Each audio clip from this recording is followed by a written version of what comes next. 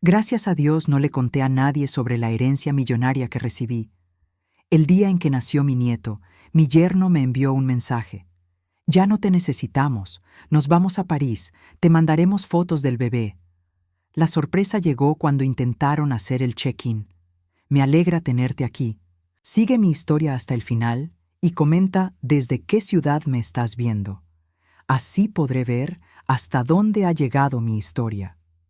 Mi nombre es Leticia y tengo 66 años. El día que mi nieto nació, debería haber sido el más feliz de mi vida. Pasé 9 meses esperando ese momento, imaginando cómo sería tenerlo en mis brazos por primera vez, ver su carita arrugada, contar sus deditos. Preparé todo con tanto cariño.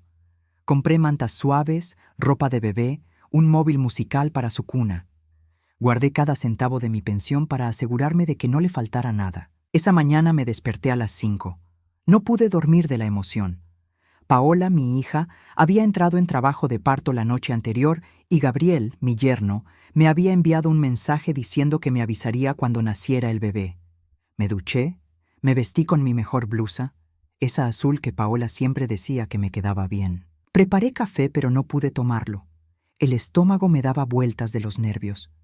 A las 9 de la mañana sonó mi teléfono. Un mensaje de Gabriel. El corazón me dio un vuelco. Abrí el mensaje con las manos temblorosas.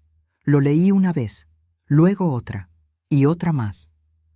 Ya nació el bebé, está todo bien. Pero tengo que decirte algo, Leticia. Paola y yo lo hemos hablado y hemos decidido que no necesitamos más de tu ayuda. Nos vamos a París en unos días, los 3 solos, para empezar nuestra nueva vida como familia. Te mandaremos fotos del bebé cuando estemos instalados. Me quedé paralizada mirando la pantalla. Las letras se volvieron borrosas. Tuve que sentarme en la silla de la cocina porque las piernas no me sostenían. No necesitaban más de mi ayuda. Esas palabras se repetían en mi cabeza como un eco cruel. 9 meses. 9 meses acompañando a Paola a cada cita médica porque Gabriel siempre tenía trabajo. 9 meses escuchándola quejarse de las náuseas, de los antojos, del cansancio. 9 meses comprando vitaminas, preparando comidas especiales, doblando ropa de bebé mientras ella descansaba en el sofá. Y ahora, el día que nació mi nieto, me decían que no me necesitaban. Intenté llamar a Paola. 1 vez, 2 veces, 5 veces. Todas las llamadas iban directo al buzón de voz. Le escribí mensajes. Hija, por favor, llámame. Quiero saber cómo están. Quiero conocer a mi nieto. Nada. Silencio absoluto. Me quedé sentada en esa silla durante horas. El café se enfrió en la mesa. Los regalos para el bebé seguían envueltos junto a la puerta, listos para llevarlos al hospital. La habitación que había preparado para cuando Paola y el bebé vinieran a visitarme estaba impecable, con sábanas limpias y un cambiador nuevo que me había costado $200. Todo inútil. Pensé en los últimos meses, en cómo Gabriel siempre había tenido esa forma de mirarme, como si yo fuera un estorbo necesario. Nunca me lo dijo directamente, pero lo sentía. Cuando yo llegaba a su casa, él se iba a otra habitación. Cuando yo hablaba, él miraba su teléfono. Las pocas veces que me dirigía la palabra, usaba ese tono educado pero frío, como si estuviera hablando con una extraña. Y Paola, mi propia hija, ¿cómo había dejado que esto pasara? ¿En qué momento dejé de ser su madre para convertirme en alguien desechable? Recordé el día en que me contó que estaba embarazada. Vino a mi casa llorando de felicidad y yo lloré con ella. La abracé y le dije que íbamos a vivir esto juntas, que yo estaría con ella en cada paso. Y lo estuve. Dios sabe que lo estuve. Pero ahora me daba cuenta de algo que había estado negando durante años. Cada vez que Paola me necesitaba, yo aparecía. Pero cuando yo la necesitaba a ella, siempre había una excusa. Siempre estaba ocupada, siempre tenía algo más importante que hacer. El día de mi cumpleaños número 65, el año pasado, esperé toda la tarde que viniera a visitarme. Me había prometido que pasaríamos el día juntas. Preparé su comida favorita, compré un pastel pequeño. Ella llegó a las 8 de la noche, Se quedó 20 minutos y se fue porque Gabriel la estaba esperando para ir al cine. Cuando me dio neumonía hace 2 años y pasé una semana en el hospital, vino a verme una sola vez en 7 días. Gabriel, según ella, no quería que se contagiara. Ahora, sentada en mi cocina vacía, todas esas señales que había ignorado se volvían dolorosamente claras. Había algo que ellos no sabían, algo que había guardado en secreto durante los últimos 8 meses. Cuando mi tía Magdalena murió, me dejó una herencia, $350,000, una fortuna para alguien como yo, que había vivido toda mi vida con lo justo. Al principio quise contarle a Paola. Quise compartir esa alegría con ella, pero algo me detuvo. Una vocecita en mi interior me decía que esperara, que observara. Y gracias a Dios la escuché, porque si hubiera contado sobre ese dinero, ahora entendería la verdad de una forma mucho más dolorosa. Entendería que lo único que siempre les importó fue lo que yo podía darles. Me levanté de la silla cuando ya estaba oscureciendo. Mis piernas se sentían entumecidas. Fui hasta la habitación que había preparado y me quedé parada en la puerta. La cuna blanca que había comprado de segunda mano y había pintado con tanto cuidado. Los peluches ordenados en el estante. Las cortinas con ositos que había cosido yo misma porque no podía pagar unas nuevas. Todo para un nieto que tal vez nunca conocería. Cerré la puerta y me fui a mi habitación. Me acosté vestida sobre la cama y miré el techo. No lloré. El dolor era demasiado profundo para lágrimas. Era un vacío que me tragaba entera. Esa noche, en la oscuridad de mi cuarto, tomé una decisión. No iba a perseguir a Paola. No iba a rogarles que me dejaran ser parte de la vida de mi nieto. Si no me querían en sus vidas, si me habían desechado como si fuera basura después de haberme exprimido hasta la última gota, entonces vivirían con esa decisión. Y yo aprendería a vivir con este dolor. Pero lo que ninguno de ellos sabía era que esta historia apenas comenzaba. Y que a veces las personas que descartas son las mismas que algún día necesitarás desesperadamente. Los días después de ese mensaje fueron extraños. Me movía por mi casa como un fantasma.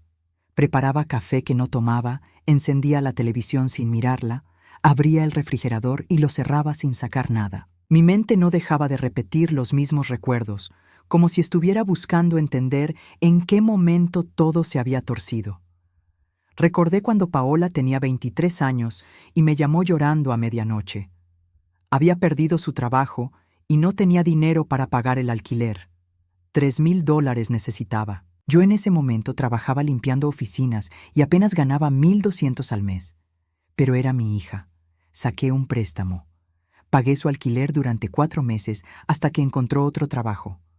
Tardé 2 años en terminar de pagar ese préstamo. Cuando por fin lo liquidé, pensé que al menos Paola recordaría ese sacrificio. Pero nunca lo mencionó de nuevo. Era como si ese dinero hubiera caído del cielo. Luego estaba el asunto de su boda. Paola y Gabriel se casaron hace 3 años. Ella quería una boda grande, elegante. Gabriel venía de una familia con dinero, o al menos eso decían. Yo esperaba que ellos se encargaran de todo. Pero una tarde, 2 meses antes de la boda, Paola llegó a mi casa con cara de preocupación. «Mamá, tengo que pedirte algo», me dijo mientras se sentaba en el sofá. Yo estaba preparando la cena. Me sequé las manos y me senté junto a ella. «Dime, hija». Los papás de Gabriel dijeron que no pueden ayudar tanto como pensábamos con la boda. Dijeron que tienen otros gastos ahora, y nosotros no tenemos suficiente dinero ahorrado. El corazón se me apretó. Sabía lo que venía. «¿Cuánto necesitan?», pregunté, aunque no quería saber la respuesta. $15,000. $15,000. Yo tenía 18,000 ahorrados. Los había guardado durante 15 años, centavo a centavo. Era para mi retiro, para alguna emergencia médica, para no ser una carga para nadie cuando envejeciera. «Mamá, sé que es mucho», siguió Paola, y tenía lágrimas en los ojos. «Pero es mi boda. Es el día más importante de mi vida. Y Gabriel espera una boda bonita. Su familia espera algo elegante. No puedo decepcionar a nadie». Y yo, como siempre, cedí. Le di los $15,000. La boda fue hermosa. Paola estaba radiante con su vestido blanco. Gabriel sonreía mientras bailaban. Los padres de Gabriel lucían orgullosos en su mesa, bebiendo vino caro. Y yo estaba sentada en una esquina, con un vestido que había comprado en una tienda de segunda mano, viendo cómo mis ahorros de 15 años se convertían en flores, música y comida que se consumieron en una noche. Después de la boda, esperé al menos un agradecimiento. Algo. Cualquier cosa. Paola me dijo, gracias mamá una vez, de pasada, mientras recogían los regalos al día siguiente. Eso fue todo, pero lo peor no fue el dinero. Lo peor fue Gabriel. Desde el primer día que lo conocí, supe que había algo en él que no me gustaba. Llegó a casa con Paola para presentarse. Yo había preparado una cena especial. Me había esmerado. Quería que se sintiera bienvenido. Gabriel entró con su traje caro y su reloj brillante. Me dio la mano sin mirarme a los ojos. Durante toda la cena, habló de su trabajo, de sus planes, de su futuro. No me hizo una sola pregunta. Ni siquiera fingió interés cuando Paola mencionó que yo había trabajado como enfermera antes de retirarme. Cuando se fueron esa noche, le pregunté a Paola qué le parecía. «Es perfecto, mamá», me dijo con esa sonrisa enamorada. «Es ambicioso, inteligente, me trata como una reina». No dije nada más, pero en mi interior ya sabía. Gabriel no me respetaba. Para él yo era invisible. Solo servía cuando necesitaban algo. Y así fue. Durante los 3 años de matrimonio, cada vez que yo visitaba su casa, Gabriel encontraba una excusa para irse. Tengo trabajo, tengo una llamada importante, voy al gimnasio.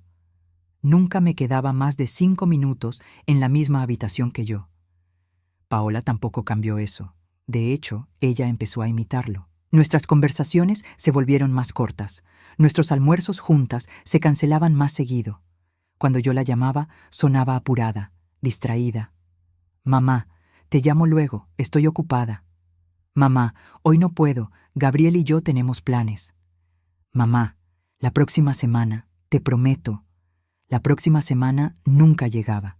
Y entonces, ella quedó embarazada. Cuando me lo contó, pensé que las cosas cambiarían.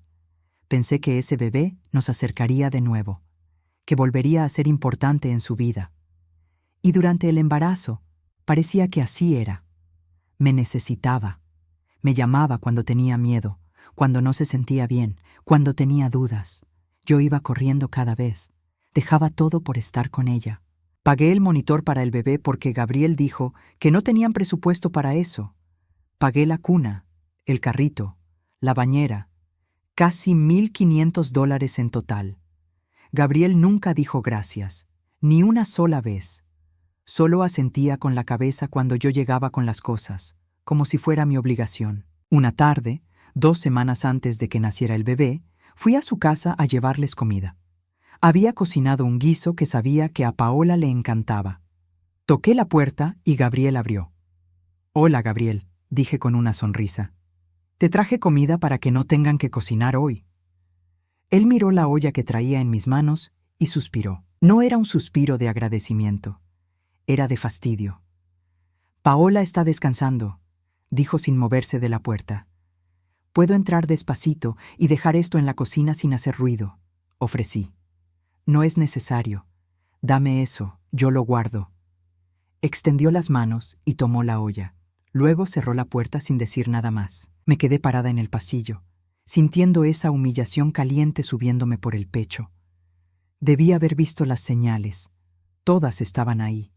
Pero cuando amas a alguien, especialmente a tu hija, te convences de que las cosas no son tan malas. Te dices que está ocupada, que está cansada, que todo mejorará. Hasta que llega un mensaje que te destroza y te das cuenta de que nunca fuiste importante. Solo fuiste útil. Ahora, sentada en mi sala, mirando el teléfono que seguía sin mostrar ningún mensaje de Paola, entendía todo con una claridad dolorosa. Había sido una tonta que confundió ser necesaria con ser amada. Y lo más irónico de todo era que guardaba un secreto que podría haberlo cambiado todo.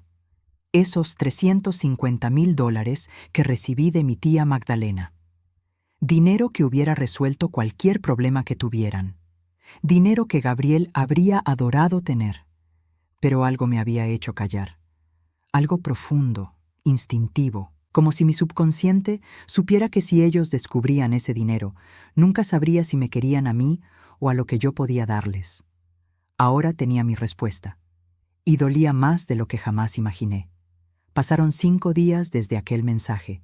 5 días en los que intenté encontrar una nueva rutina, una nueva forma de vivir con este dolor. Me obligaba a levantarme, a prepararme el desayuno, a salir a caminar por el parque, aunque no tuviera ganas de ver a nadie. Era jueves por la tarde cuando sonó mi teléfono. Un número desconocido. Dudé antes de contestar. «¿Leticia? Soy Marta. ¿Te acuerdas de mí?» Marta. Claro que la recordaba. Habíamos trabajado juntas en el hospital hace años.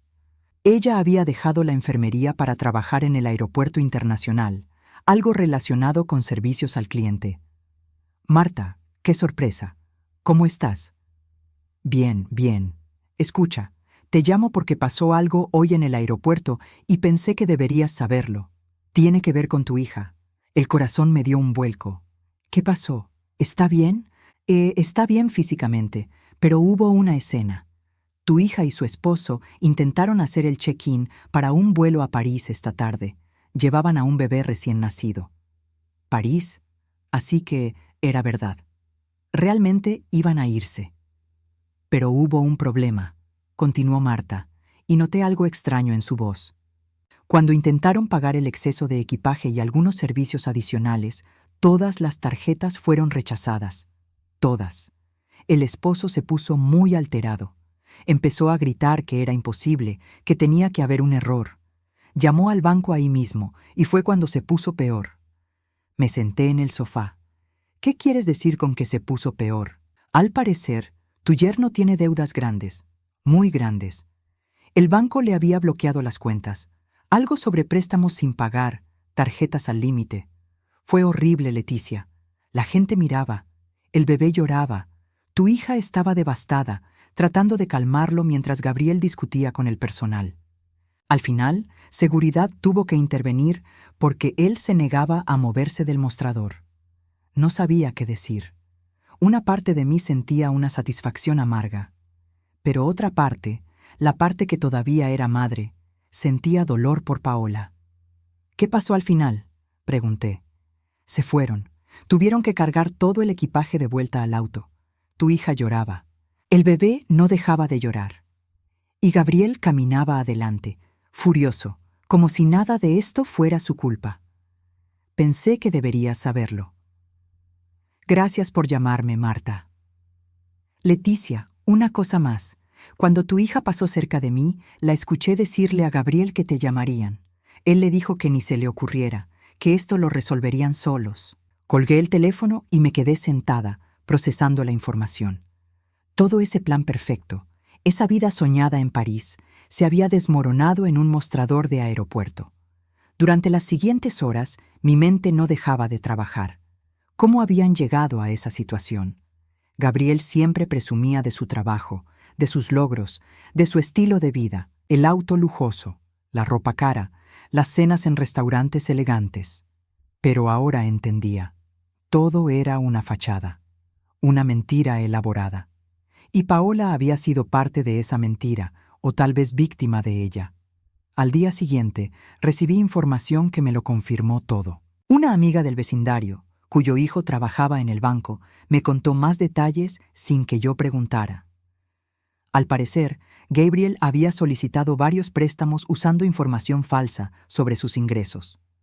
Había abierto tarjetas de crédito que nunca pagó. Incluso había intentado sacar un préstamo usando la casa de sus padres como garantía sin que ellos lo supieran. $40,000 en deudas. Esa era la cifra que mencionó mi amiga. $40,000 que Gabriel había gastado manteniendo una imagen que no podía sostener. Y lo peor era que Paola probablemente no sabía nada hasta ese momento en el aeropuerto. Ella había vivido en esa burbuja, creyendo que su marido era exitoso, que su futuro estaba asegurado, que París era solo el comienzo de una vida maravillosa. Esa noche no pude dormir. Daba vueltas en la cama, mirando el techo, Una parte de mí quería llamar a Paola, ofrecerle ayuda, rescatarla como siempre había hecho, pero otra parte, una parte más fuerte, me decía que esperara. Que esta vez las consecuencias tenían que llegar, porque yo había aprendido algo doloroso en estos días. Cada vez que había salvado a Paola de sus problemas, le había impedido crecer. Le había impedido ver la realidad.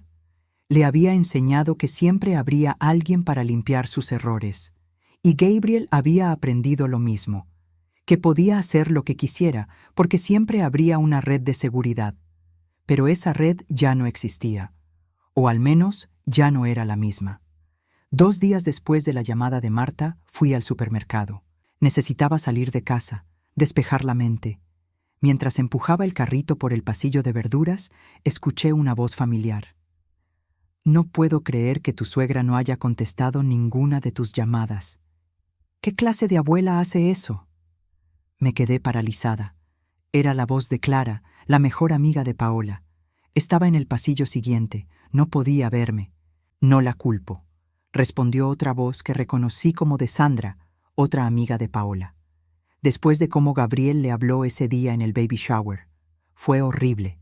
Le dijo que cuando naciera el bebé, no querían que estuviera metiéndose en su crianza, que ellos sabían lo que hacían y no necesitaban una vieja diciéndoles qué hacer. Me agarré del carrito para no caerme. Sentí que el piso se movía bajo mis pies. Sí, pero Paola no lo detuvo, continuó Clara. Estaba ahí sentada y no dijo nada. Solo se rió incómoda y cambió de tema. Si yo fuera Leticia, tampoco contestaría. Pero ahora la necesitan. Escuché que están en una situación terrible. Sin dinero, con el bebé, Gabriel desaparecido por 2 días. Al parecer, su propia familia no quiere ayudarlos porque están cansados de sus mentiras. Empujé mi carrito hacia atrás, haciendo el menor ruido posible, y salí del supermercado. Dejé todo abandonado. No podía quedarme ahí un segundo más. En el auto, con las manos temblando en el volante, procesé lo que había escuchado. Gabriel me había insultado en el baby shower, un evento al que yo no fui porque me dijeron que era solo para las amigas de Paola, y ella no lo había defendido. Había permitido que su marido me humillara frente a todos, y ahora que todo se había derrumbado, querían que yo apareciera para salvarlos. Arranqué el auto y conduje a casa con lágrimas cayendo por mis mejillas. Pero no eran lágrimas de tristeza, eran de rabia, de una rabia que había estado guardando durante años y que ahora salía con una fuerza que me asustaba. Cuando llegué a casa, me miré al espejo del baño. Mis ojos estaban rojos, mi cara hinchada, pero había algo diferente en mi expresión. Ya no era la mujer que rogaba por migajas de afecto. Mi teléfono estaba en la mesita de noche. Lo tomé y revisé los mensajes. Nada de Paola, ni una sola palabra desde ese mensaje cruel de Gabriel. Pero sabía que pronto llegaría la llamada. Pronto vendrían las súplicas, las disculpas vacías, las promesas de que todo sería diferente. Y esta vez tendría que decidir qué clase de madre quería ser. La que siempre cedía o la que finalmente se ponía de pie. La llamada llegó un martes por la noche, 11 días después del nacimiento de mi nieto. 11 días de silencio absoluto. Yo estaba preparándome para dormir cuando el teléfono sonó. El nombre de Paola iluminó la pantalla. Me quedé mirándolo, sintiendo cómo el corazón me latía fuerte en el pecho. Dejé que sonara 1 vez, 2 veces, 3 veces. Luego contesté. ¿Mamá? Su voz sonaba rota, desesperada. Nada parecido a la frialdad de hace 11 días. Dime. Mamá, yo, necesito hablar contigo, necesito. Se quebró.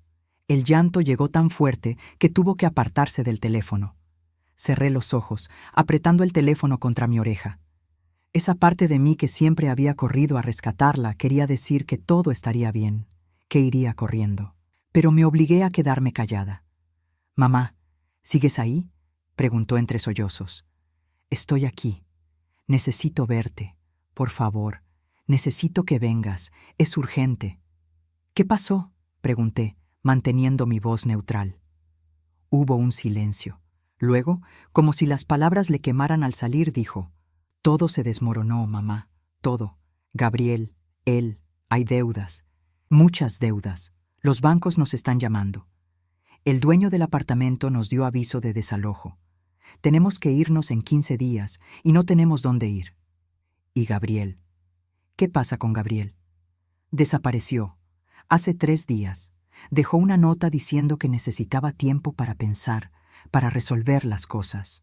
Pero no contesta el teléfono. Mamá, estoy sola con el bebé. No tengo dinero. No tengo nada. La escuché llorar y algo se torció en mi pecho. Pero no era el dolor de antes. Era algo más complejo. Tristeza mezclada con rabia. Amor mezclado con decepción. ¿Y por qué me llamas ahora, Paola? Hace 11 días me dijeron que no me necesitaban, que se iban a París a comenzar su vida perfecta sin mí. Silencio. Un silencio tan largo que pensé que había colgado. Eso fue Gabriel, susurró finalmente. Él mandó ese mensaje desde mi teléfono. Yo no sabía hasta después. ¿Y no te pareció importante llamarme para aclararlo? ¿No te pareció importante decirme que había nacido mi nieto?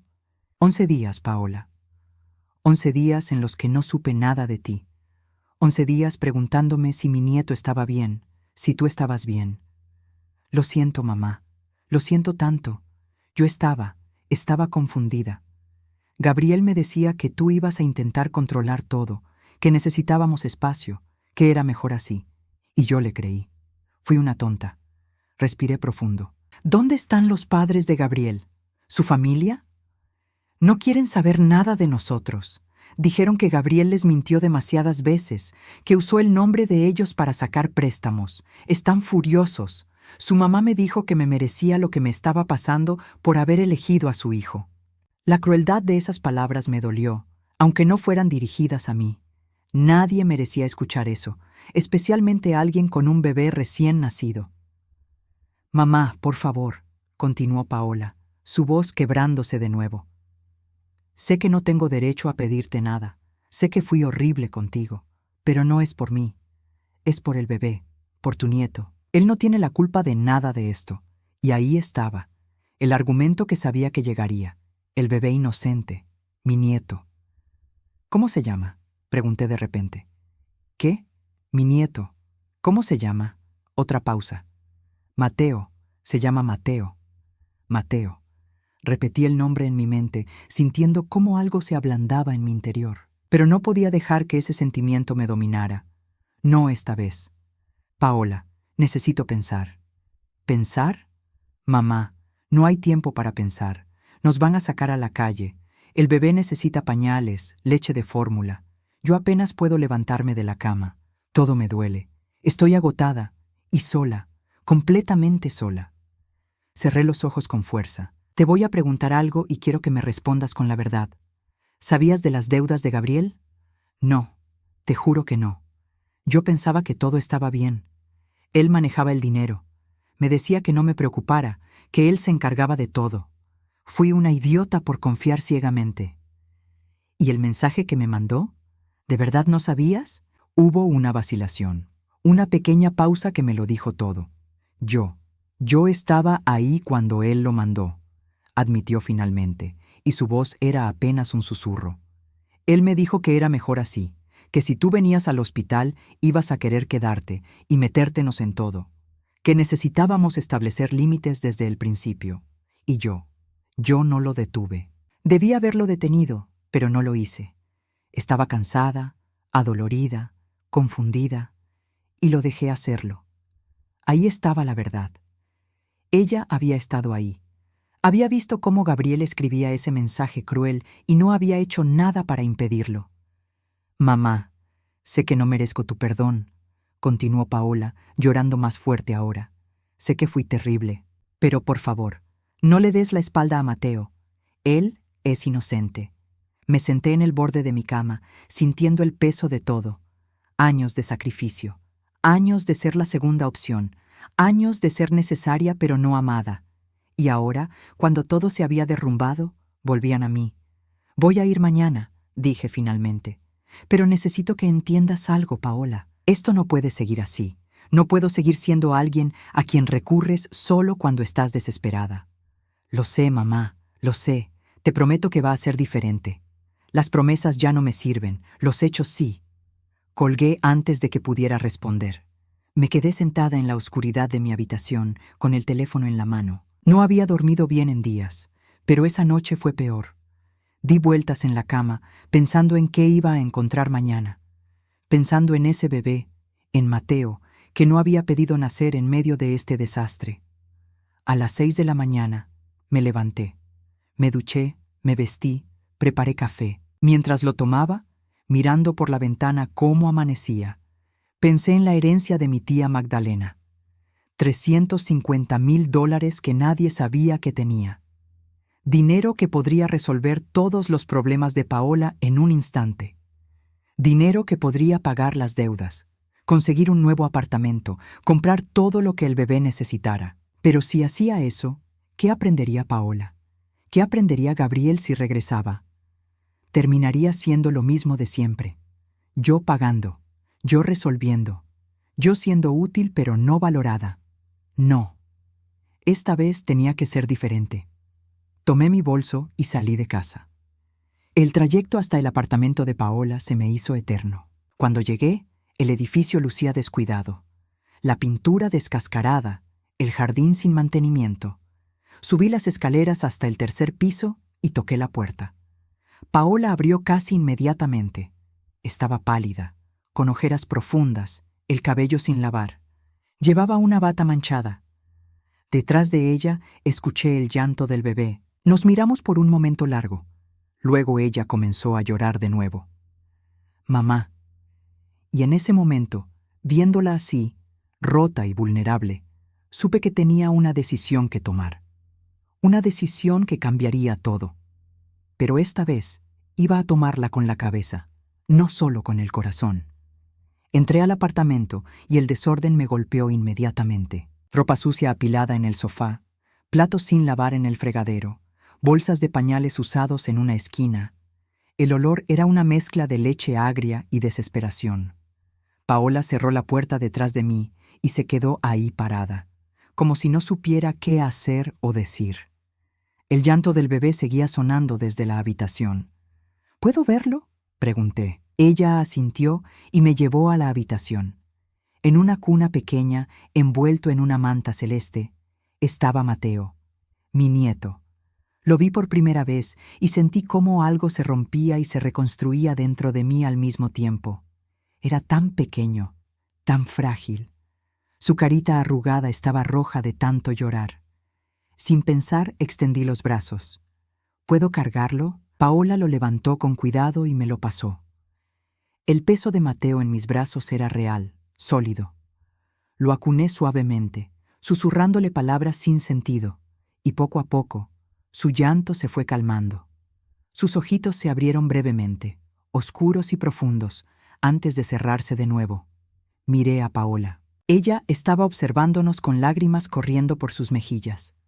«Es hermoso», dije en voz baja. «Se parece a ti», respondió ella. «Tiene tu nariz». Nos quedamos en silencio por un momento. Luego, con cuidado, coloqué a Mateo de vuelta en su cuna. Me enderecé y miré a Paola directamente a los ojos. «Necesito que me cuentes todo, sin mentiras, sin ocultar nada. Si voy a ayudarte, necesito saber exactamente en qué situación están». Ella asintió y fuimos a la sala. Apartó algo de ropa del sofá para que pudiéramos sentarnos. «Gabriel tiene deudas por $43,000», comenzó, su voz temblorosa.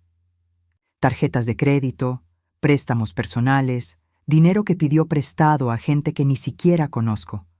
Yo no sabía nada hasta que intentamos volar a París. Todo se vino abajo en ese momento. ¿Cómo llegaron a tener dinero para comprar boletos a París si están así de endeudados?» Paola bajó la mirada. Los boletos los compró hace meses, cuando todavía tenía crédito. Dijo que era una inversión en nuestro futuro, que París era el lugar perfecto para empezar de nuevo. Yo le creí, siempre le creí. ¿Y el apartamento? No hemos pagado renta en 3 meses. Gabriel me decía que había hablado con el dueño, que teníamos un arreglo. Otra mentira. Tenemos hasta fin de mes para irnos. ¿Cuánto dinero tienen ahora? $230. Eso es todo. Respiré profundo. ¿Y Gabriel? ¿Sabes dónde está? Ella negó con la cabeza. Su teléfono está apagado. He llamado a todos los que conozco. Nadie sabe nada. ¿O no quieren decirme? ¿Sus padres? Su madre me colgó el teléfono. Me dijo que no volviera a llamar, que su hijo era mi problema ahora. Me levanté y caminé hacia la ventana. Desde ahí podía ver el estacionamiento. El auto de Gabriel, ese Mercedes que tanto presumía, tenía una calcomanía naranja en el parabrisas. Probablemente aviso de embargo. Paola, voy a ayudarte, dije sin voltearme. Pero no de la forma que esperas. Escuché cómo se movía en el sofá. ¿Qué quieres decir? Me volteé hacia ella. No voy a pagar las deudas de Gabriel. No voy a rescatarlos de este desastre que él creó. Pero voy a ayudarte a ti y a Mateo a salir de esto. Su rostro mostró confusión. No entiendo. Tienes que dejarlo, Paola. Tienes que separarte de Gabriel. Ella se quedó paralizada. Mamá, no puedes pedirme eso. Es mi esposo. Es el padre de Mateo. Es un mentiroso que los hundió en una deuda imposible. Es alguien que desaparece cuando las cosas se ponen difíciles. Es alguien que te aisló de mí porque sabía que yo vería quién era realmente. Pero yo lo amo. ¿Lo amas o amas la idea de lo que pensabas que era? Paola no respondió. Se cubrió el rostro con las manos y comenzó a llorar de nuevo. Me senté a su lado y puse una mano en su hombro. Sé que duele. Sé que es aterrador. Pero tienes que pensar en Mateo ahora. Piensa en qué tipo de vida tendrás si sigues con Gabriel. Deudas persiguiéndolo siempre, mudanzas constantes, inestabilidad. ¿Eso es lo que quieres para tu hijo? No, susurró entre sollozos, pero no sé si puedo hacerlo sola. No estarás sola, yo estaré contigo, pero solo si tomas esta decisión, solo si eliges un camino diferente. Ella levantó la mirada, sus ojos rojos e hinchados. ¿Qué tengo que hacer? Primero, vas a buscar un abogado para iniciar el divorcio. Yo conozco uno que puede ayudarte, alguien que entiende estos casos. Segundo, vamos a encontrar un lugar donde puedan vivir tú y Mateo. Nada lujoso, algo modesto, pero seguro. Tercero, vas a conseguir trabajo. No importa qué tipo de trabajo sea al principio, pero vas a empezar a construir tu propia independencia. ¿Y las deudas de Gabriel? Esas son su problema, no tuyo. El abogado se encargará de que quede claro en el divorcio. Tú no eres responsable de los desastres financieros que él creó solo. Paola me miró con una mezcla de miedo y esperanza. ¿De verdad crees que puedo hacerlo? Sé que puedes. Eres más fuerte de lo que crees. Solo has dejado que otros te convenzan de lo contrario. En ese momento, escuchamos una llave en la puerta. Ambas nos tensamos. La puerta se abrió y Gabriel entró. Se veía terrible. Barba de varios días, ropa arrugada, ojos inyectados de sangre. Se detuvo al vernos. ¿Qué hace ella aquí?, preguntó señalándome. Es mi madre, Gabriel. Tiene derecho a estar aquí. Él soltó una risa amarga. Ah, claro. Corriste a buscar a mami para que lo salvara. Qué predecible. Me puse de pie, mirándolo directamente. Tú no tienes derecho a hablarle así. ¿Y tú quién eres para decirme cómo hablarle a mi esposa?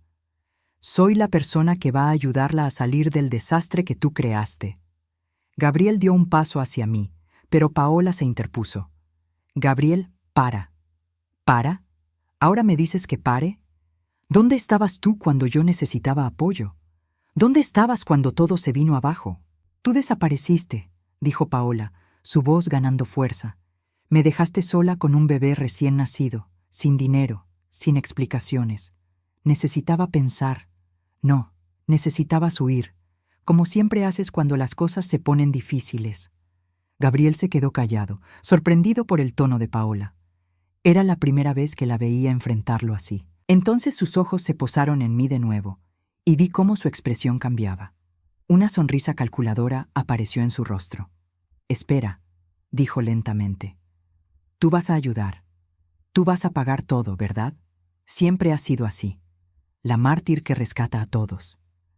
No voy a darte ni un centavo, respondí con calma. Él se rió. Claro que sí. Lo harás porque amas a tu hija, porque quieres a tu nieto. Pagarás las deudas, conseguirás un nuevo apartamento y todo volverá a la normalidad. No, voy a ayudar a Paola, pero tú ya no eres parte de esta ecuación. La sonrisa se borró de su rostro. ¿Qué? Paola va a divorciarse de ti. Y tú vas a quedarte con tus deudas, tus mentiras y tus consecuencias. Gabriel miró a Paola. ¿Vas a permitir esto?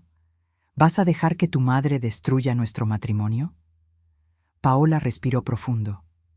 Vi cómo sus manos temblaban, pero su voz salió firme. Tú destruiste nuestro matrimonio, Gabriel, con cada mentira, con cada deuda, con cada vez que me hiciste sentir que yo era el problema. Él la miró con incredulidad, luego con rabia. Van a arrepentirse de esto, ambas. Se dio la vuelta y salió, azotando la puerta. Paola se dejó caer en el sofá, temblando. Yo me senté a su lado y la abracé mientras lloraba. Pero esta vez sus lágrimas eran diferentes. No eran solo de dolor, eran de liberación. 3 meses después, me senté en la pequeña sala del apartamento de Paola. Era un lugar modesto en un vecindario tranquilo. 2 habitaciones, una cocina funcional, nada lujoso, pero lleno de luz. Mateo dormía en su cuna nueva, mientras Paola preparaba café en la cocina. Los últimos 3 meses habían sido un torbellino. El proceso de divorcio había comenzado rápidamente. El abogado que recomendé fue claro desde el principio. Gabriel era responsable de sus propias deudas. Paola no tendría que cargar con ellas. Gabriel intentó pelear. Envió mensajes amenazantes, apareció en el apartamento viejo exigiendo que Paola reconsiderara. Pero cada vez que lo hacía, ella se mantenía firme. Algo había cambiado en mi hija. Ya no era la mujer que se doblaba ante la presión. Yo la ayudé, sí. Pagué el depósito del nuevo apartamento, $3,000. Compré muebles básicos, otros 2,000. Me aseguré de que tuvieran comida, pañales, todo lo necesario para los primeros meses. Pero no pagué las deudas de Gabriel. No resolví todos sus problemas de un solo golpe, porque esta vez quería que Paola aprendiera. Quería que supiera lo que costaba reconstruir una vida. Quería que valorara cada paso que daba hacia adelante. Y lo hizo. Paola consiguió trabajo en una oficina administrativa. No ganaba mucho, $1,800 al mes, pero era suyo. Era su esfuerzo. Organizó su horario para estar con Mateo tanto como fuera posible. Yo lo cuidaba 2 tardes a la semana cuando ella trabajaba hasta tarde. Pero esta vez era diferente. Esta vez ella me pedía las cosas. Me preguntaba si podía, si tenía tiempo. Ya no asumía que yo dejaría todo por ella. Y eso, de alguna forma extraña, nos acercó más que nunca. Paola salió de la cocina con 2 tazas de café y se sentó frente a mí. ¿Cómo te sientes?, le pregunté. Ella pensó un momento antes de responder. Cansada, asustada, pero también libre. Es raro decirlo, pero me siento libre por primera vez en años. ¿Has sabido algo de Gabriel? Su abogado contactó al mío la semana pasada. Al parecer se declaró en bancarrota. Perdió el auto, tiene que mudarse con sus padres. Está tratando de reducir la manutención que tiene que pagar por Mateo. ¿Y qué dice tu abogado? Que no puede reducirla tanto. Como mínimo tendrá que dar $400 al mes. No es mucho, pero es algo. Asentí. Paola tomó un sorbo de su café y me miró con esa expresión que había visto tantas veces cuando era niña. Esa mezcla de vulnerabilidad y determinación. Mamá, tengo que decirte algo. Dime. Empecé terapia. Hace 3 semanas. 1 vez por semana. Sentí algo cálido expandirse en mi pecho. ¿Sí? Sí. Me di cuenta de que necesito entender por qué dejé que Gabriel me tratara así. ¿Por qué dejé que me alejara de ti? Mi terapeuta dice que tengo problemas de codependencia, que siempre busqué validación en las personas equivocadas. Eso toma mucha valentía, admitirlo. Debí haberlo hecho hace años. Debí haber escuchado cuando tú intentaste advertirme sobre Gabriel, pero estaba tan convencida de que sabía lo que hacía. Extendí mi mano y tomé la suya. No puedes cambiar el pasado, Paola. Solo puedes aprender de él. Ella asintió, sus ojos brillando con lágrimas que no dejó caer. He aprendido tanto estos meses, sobre mí, sobre lo que realmente importa, sobre ti, sobre mí. Toda mi vida te di por sentada, mamá. Asumí que siempre estarías ahí, limpiando mis desastres, pagando mis errores, aguantando mis desplantes. Nunca me detuve a pensar en lo que tú necesitabas, en lo que tú sentías. Las palabras me tocaron profundo, en lugares que había mantenido cerrados durante años. Cuando Gabriel mandó ese mensaje diciéndote que no te necesitábamos, yo debí haberlo detenido. Debí haberte llamado inmediatamente para disculparme, pero no lo hice, porque en el fondo creo que parte de mí estaba de acuerdo con él. Pensaba que necesitaba espacio, que estaba siendo demasiado presente. Me mordí el labio, sintiendo el dolor de esa confesión. Pero tenías razón en lo que dijiste, continuó. Yo solo te buscaba cuando te necesitaba. Nunca estuve para ti cuando tú me necesitabas. Fui una hija terrible. No eres terrible, Paola, solo estabas perdida. Pero tú sufriste por eso, y lo siento tanto. Las lágrimas finalmente cayeron por sus mejillas. No espero que me perdones fácilmente. Sé que tengo que ganarme tu confianza de nuevo. Pero quiero que sepas que voy a intentarlo. Voy a ser mejor. Por Mateo, por mí y por ti. Me levanté y la abracé. Ella se aferró a mí como cuando era niña, cuando el mundo era demasiado grande y aterrador. Ya estás siendo mejor, le susurré. Cada día que te levantas, que vas a trabajar, que cuidas a Mateo, que vas a terapia, estás siendo mejor. Nos quedamos así por un largo momento. Luego, Mateo empezó a llorar. Paola se separó, se secó las lágrimas y fue a buscarlo. Volvió con él en brazos. ¿Quieres cargarlo? Tomé a mi nieto y lo mecí suavemente. Había crecido tanto en 3 meses. Sus ojos ya no eran de recién nacido. Ahora me miraba con curiosidad, sus manitas intentando agarrar mi collar. ¿Sabes qué es lo más gracioso?, dijo Paola, sentándose de nuevo. ¿Qué? Gabriel me dijo una vez, cuando recién nos casamos, que no entendía por qué eras tan humilde. Dijo que vivías como si no tuvieras nada, que tu casa era demasiado simple. Yo le dije que así eras tú, que nunca te importaron las cosas materiales. Pero él insistió en que debías tener dinero ahorrado, que nadie trabajaba toda una vida sin guardar algo. Mi corazón se aceleró un poco. ¿Y tú qué le dijiste? Que si tenías algo ahorrado, era tu dinero, que no era asunto nuestro. Él se enojó ese día. Dijo que la familia comparte todo. Ahora entiendo que lo único que quería era saber si podía sacarte más dinero. Miré a Mateo, sintiendo el peso de ese secreto que había guardado. La herencia de mi tía Magdalena. $350,000 que nadie sabía que tenía. Dinero que había usado para ayudar a Paola, pero con límites, con condiciones. Y gracias a eso, ella había aprendido a valerse por sí misma.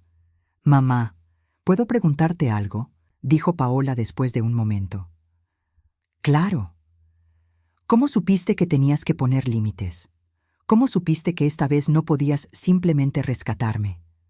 Pensé en esa pregunta, en todas las noches que había pasado llorando, cuestionándome si estaba haciendo lo correcto.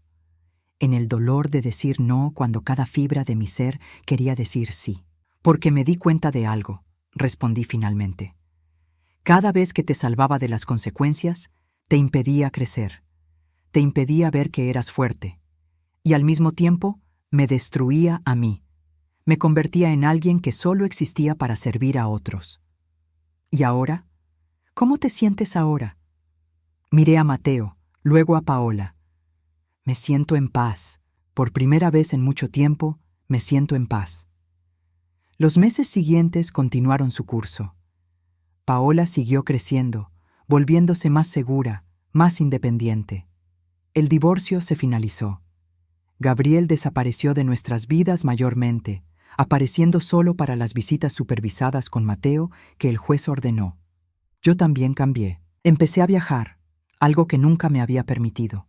Visité lugares que siempre quise conocer. Me inscribí en un club de lectura. Hice amigas nuevas. Viví para mí misma, no para ser útil a otros. y mi relación con Paola se transformó. Ya no era la dinámica de madre rescatadora e hija necesitada. Ahora éramos dos mujeres adultas que se respetaban mutuamente, que se cuidaban una a la otra, que tenían límites sanos. Un año después de todo aquello, Paola me invitó a cenar en su apartamento. Había cocinado ella misma, algo que raramente hacía antes. Mateo gateaba por la sala, explorando cada rincón con esa curiosidad infinita de los bebés. Después de cenar, Paola sacó una caja pequeña y me la entregó. «¿Qué es esto?», pregunté. «Ábrela». Dentro había un collar, una cadena de plata con un dije que tenía grabado. A la mujer que me enseñó a volar, mostrándome que está bien caer. Sentí las lágrimas formarse en mis ojos. «No es gran cosa», dijo Paola, «pero quería que tuvieras algo que te recordara lo que hiciste por mí. No solo darme dinero o ayudarme con Mateo. Me enseñaste algo más importante. Me enseñaste que el amor verdadero a veces significa dejar que las personas enfrenten sus consecuencias, que ayudar no siempre significa resolver, y que vale la pena luchar por tu propia dignidad». La abracé fuerte, sintiendo cómo algo que había estado roto durante años finalmente sanaba. Esa noche, manejando de regreso a casa, pensé en todo lo que había pasado, en el mensaje cruel que había recibido, en el dolor de ser descartada, en la tentación de simplemente pagar para que todo volviera a la normalidad, pero no lo hice. Y gracias a eso, tanto Paola como yo encontramos algo más valioso que cualquier herencia. Encontramos nuestra fuerza, encontramos nuestra paz, encontramos la forma de amarnos sin perdernos en el proceso. Y Mateo, mi hermoso nieto, crecería viendo a dos mujeres fuertes que supieron reconstruirse, que supieron poner límites, que supieron que el amor verdadero no se trata de sacrificarse hasta desaparecer, sino de cuidarse mutuamente con respeto y dignidad. Al final, la herencia de mi tía Magdalena no fue lo que salvó a mi familia. Fue la decisión de usarla sabiamente, con límites, con amor real. Y esa fue la lección más valiosa que pude darle a mi hija, que ella valía más que cualquier cantidad de dinero, y que yo también.